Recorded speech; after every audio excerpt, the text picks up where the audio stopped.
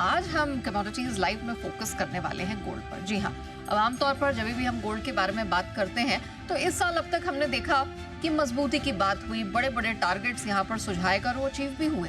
यहाँ पर हमने देखा इस साल अब तक देखें तो सोने की कीमतों में 40% तक का उछाल साल की शुरुआत से लेकर अब तक इंटरनेशनल मार्केट से मिला है। वहीं अगर घरेलू बाजार की बात करें तो अगर आपने साल की शुरुआत में सोने में पैसा लगाया था, खरीदारी की थी, तो आप 25 से 26% के अच्छे मुनाफे पर बैठे हैं।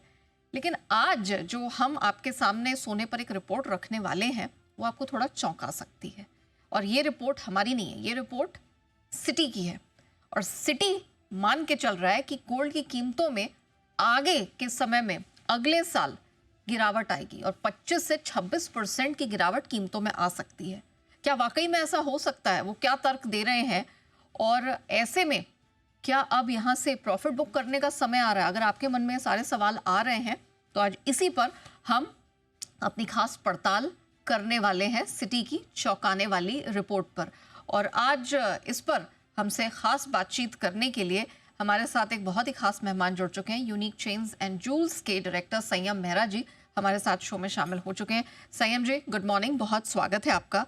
ये सिटी ने तो वाकई में सोने वालों को जगा दिया, ऐसा कहना चाहिए, क्योंकि अभी तक हम बड़े बड़े टारगेट्स की बात कर रहे थे। जेपी मॉर्गन ने हाल ही में $4000 के बड़े टारगेट की यहाँ पर बात की है। और कोई भी यहाँ पर आप कह सकते हैं कि 1.25 लाख 1.5 लाख से नीचे का टारगेट दे ही नहीं रहा है।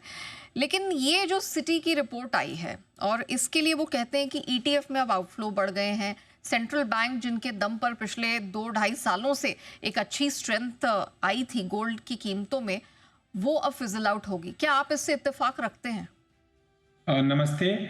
देखिए, मुझे लगता है कि जब भी गोल्ड ट्राई कर रहा है कि नीचे आए, $3300 के नीचे आना ही बहुत ज़्यादा मुश्किल हो गया है गोल्ड का।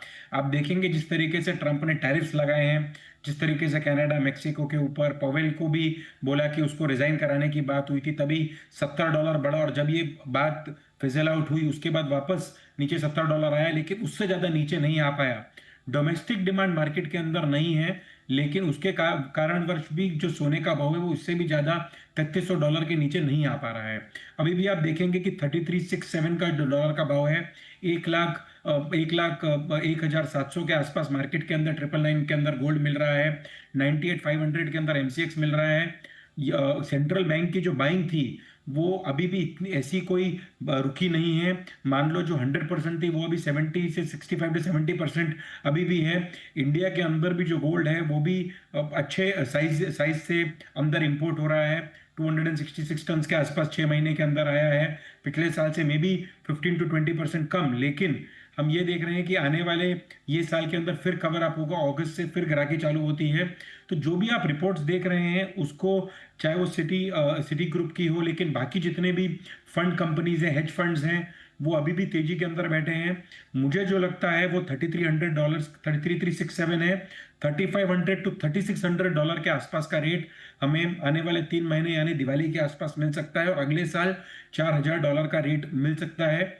अभी भी सोना आप कभी भी देखेंगे, जब भी इंटरनेशनली जब भी सोना इंडिया के अंदर 30,000 था रुपया और 26,000 आया, तभी भी फ्रेंसिक बाइंग हुई थी। और उसके लास्ट ईयर भी हम देखेंगे, जब भी कस्टम ड्यूटी घटी थी, 68,000 का भाव हुआ था, जून जुलाई के अंदर रिकॉर्ड सेल्स हुई थी।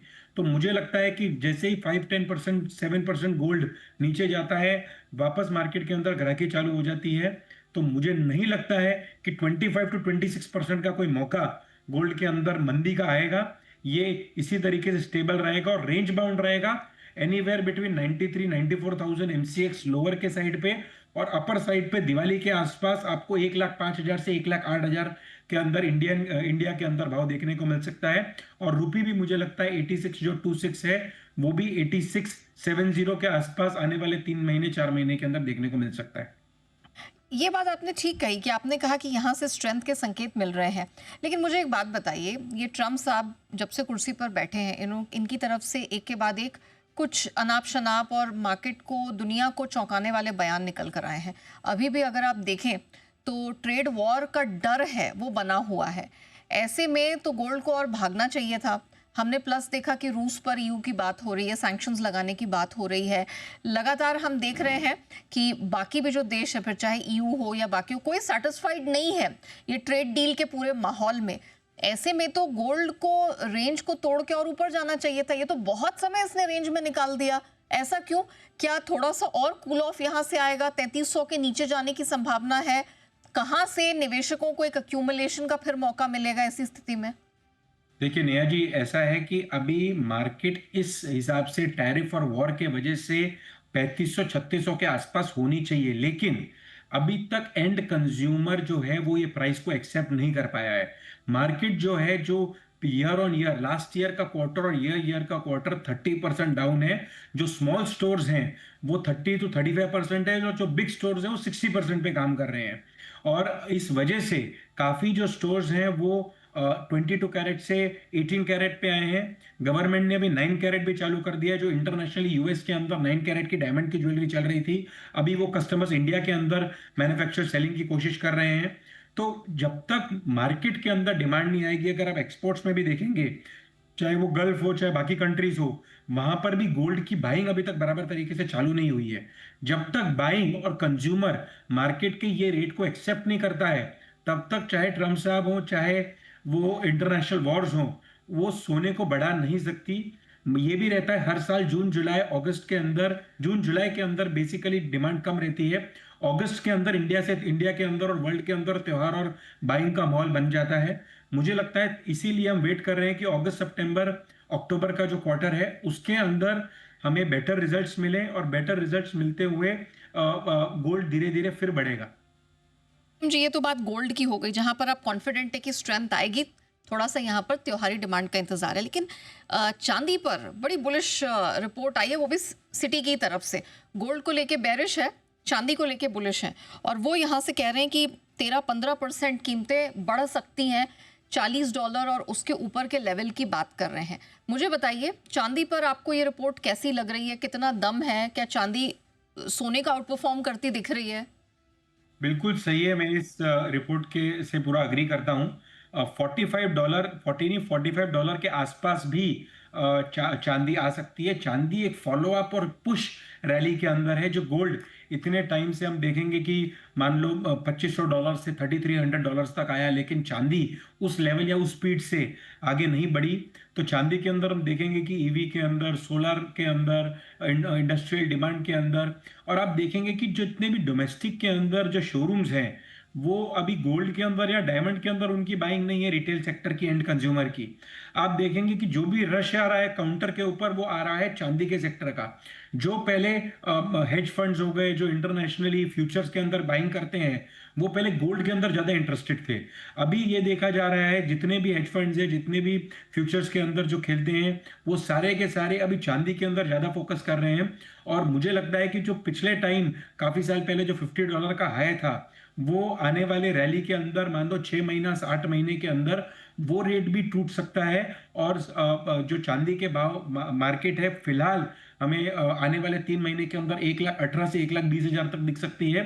और उसके बाद दिसंबर और मार्च को वाले क्वार्टर के अंदर हमें 1,30,000 to 1,35,000 के अंदर भी दिख सकती है। परसेंटेज वैल्यू के अंदर मुझे लगता है कि चांदी गोल्ड से मच बेटर रिटर्न्स देगी। गोल्ड अगर 7 to 8% देगी, तो चांदी उसी के मुकाबले में 13 to 18% के रिटर्न्स भी दे सकती है। ओके, तो चांदी में सोने से पहले फिर से नेक्स्ट लेग ऑफ स्ट्रेंथ के संकेत हैं? अगर ऐसा है तो निवेशकों के लिए क्या राय होगी? गोल्ड में कैसे और किन लेवल्स पे एंट्री करनी बेस्ट रहेगी? चांदी में किन लेवल से निवेश करें, जरा ये बताइए। देखिए, चांदी के गोल्ड के अंदर पहले मैं बताना चाहूंगा, गोल्ड के अंदर अगर हमें अभी स्पॉट के अंदर सोच बन रही है बाइंग करने के अंदर, तो कुछ भी डिप्स आते हैं तो उनके अंदर बाइंग करनी चाहिए। गोल्ड अभी विद जीएसटी का जो रेट है 1 लाख के ऊपर है, ये न्यू रियलिटी है, यही रेट रहना चाहिए। ज्यादा वेट एंड वॉच करके इतना फायदा नहीं है। लॉन्ग टर्म के अंदर निवेश करेंगे तो इजीली आपको मतलब आने वाले 6 मंथ्स टू ईयर के अंदर शुरुआत में 5 to 7% रिटर्न्स, बाद में 10 to 11% के रिटर्न्स अच्छी तरह मिल सकते हैं। गोल्ड की बार्स, गोल्ड के कॉइन्स और गोल्ड की ज्वेलरी खरीद सकते हैं। और चांदी के अंदर मैं बोलना चाहूँगा, चांदी के अंदर भी अगर आप रुकना देखना चाहें तो 5-7 डेज और भी रुका जा सकता है इसके अंदर, अगर 200-300 रुपए की और कुछ मंदी आए तो। लेकिन उसके अंदर भी अगर एसआईपी करके सिस्टमेटिक प्लानिंग करके बाइंग करी जाए तो चांदी के सिक्के, चांदी के बर्तन, चांदी के आर्टिकल्स और चांदी के कॉइन्स जो आते हैं उसके अंदर इन्वेस्ट किया जाए तो आने वाले 3 मंथ 6 मंथ्स के अंदर एनीवेयर बिटवीन 14% टू, जैसे मैंने कहा, 13% टू 18% के रिटर्न्स अच्छी तरह मिल सकते हैं, जो बाकी कोई भी स्टॉक मार्केट से सबसे एक बेटर रिटर्न्स और फिक्स रिटर्न्स और चीज भी अपने पास है। ईटीएफ की बाइंग भी सोची जा सकती है इसके अंदर, जिसके अंदर आपके पास अगर आपको चांदी या सोना नहीं रखना हो तो वो आप ईटीएफ के थ्रू खरीद सकते हैं। चलिए, तो आपके पास मल्टीपल ऑप्शंस मौजूद हैं। चांदी डेफिनेटली सोने को आउट परफॉर्म करेगी रिटर्न के मुकाबले। सोने में आपको थोड़ा इंतजार लंबा करना पड़ सकता है, लेकिन चांदी थोड़ा और हफ्ते भर 10 दिन का यहाँ पर आपको डिप मिले, करेक्शन मिले तो आपके लिए एक बार फिर से निवेश को शुरू करने के मौके हो सकते हैं। संयम sir, thank you so much हमारे साथ जुड़ने के लिए। गोल्ड सिल्वर पर अपनी बहुमूल्य राय हमारे दर्शकों के साथ बांटने के लिए बहुत धन्यवाद।